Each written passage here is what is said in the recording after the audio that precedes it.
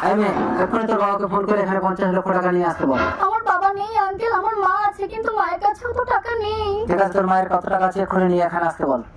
Hello মা, তুমি টাকা নিয়ে কলকাতায় এসো, আমাকে কিডন্যাপ করেছে। চল তোকে কোথাও লুকিয়ে রাখি, নাহলে তোর মা টাকা না এনে আমার সাথে চালাকি করতে পারে। এখানে চুপ করে বসে থাক, তোর মা টাকা নিয়ে আসলে তবেই তুই যেতে পারবি। চলো কে তুমি? পরে বলছি। এটাই তো কলকাতা, কই আমার মেয়েকে দেখছি না তো। দিদি হ্যালো নম্রতা, কৈলাস, তার মানে স্থিতি আমাদের মেয়ে। তোমার এই মেয়ে বাচ্চা কারবারের জন্য একটা বাচ্চা নিয়ে আমি তোমাকে ছেড়ে চলে এসেছিলাম। আমাকে শেষবারের মতো ক্ষমা করে দাও নম্রতা। মেয়ে কথা বলো, এটাই কিন্তু তোমার শেষ সুযোগ। মেয়ে আছে, চল।